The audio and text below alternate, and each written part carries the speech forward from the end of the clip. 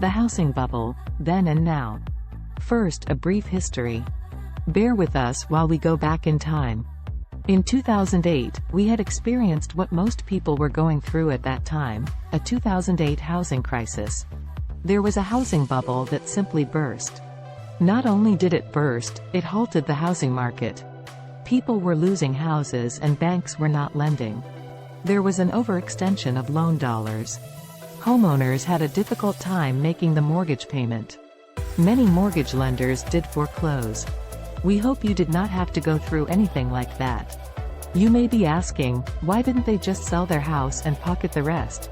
And the answer is that as a result of the number of foreclosures that were on the market, many homeowners had negative equity. If they would have sold their house, they would have needed to bring tens of thousands of dollars to the closing table. So, it was not in the cards. Lenders were offering terms and creative financing that really should have never been allowed. Many lenders overextend a borrower knowingly. We at COHFP would like to reiterate that homeowners were not to blame.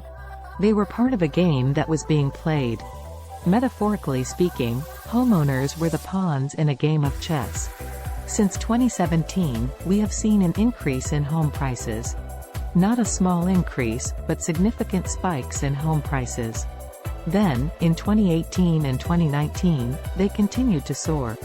Then, COVID struck. Interest rates were historically low and mortgage lenders were offering a forbearance. That means that the homeowner could delay paying for their mortgage. Then, they would get time to pay it back and catch up. A delay of a mortgage payment due to unforeseen circumstances. With the government shut down and all, it was how lenders could extend homeowners. Some of which had already been on the verge of losing their homes, even prior to COVID. Nonetheless, this went on for about 18 months. Today, there are few mortgage lenders that are offering this forbearance. The major problem with forbearance is that each month, what should have paid up the current month, is now being accumulated as monies owed against a homeowner's house payment, making it very difficult to eventually catch up. Some lenders are still working on solutions. Overall, this has been explained so that you can understand the timing. Lenders have seen it coming from a mile away. So, they are simply working with the government hoping to not flood the market with foreclosures. Meanwhile, the federal government was like a printing press for dollars, with the stimulus payments and all, causing the dollar to be devalued. The only correction is inflation. It is our opinion that if it wasn't for COVID, we would have experienced the increase of foreclosures and some inflation in 2020. Today, it is being called the inflation crisis of 2023. We all know that history repeats itself. Below is a graph that shows that there are very similar housing market changes.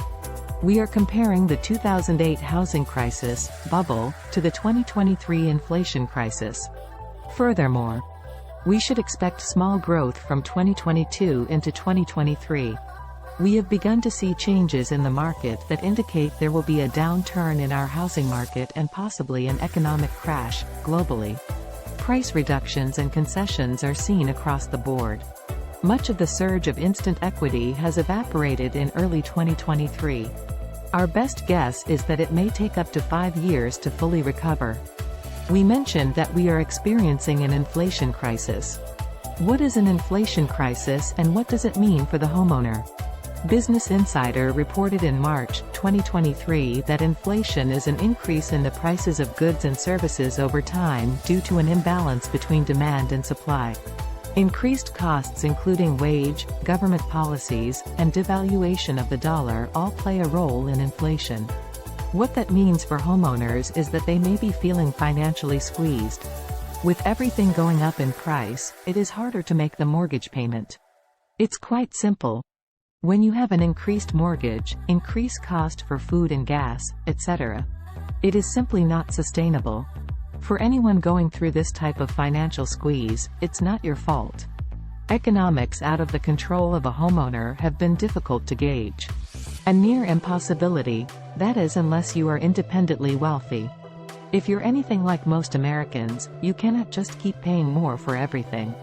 Some reports indicate that even with the inflation, we will see a soft landing. We can only hope that is the case. Colorado Home Foreclosure Prevention, COHFP. Arrange free housing counsel.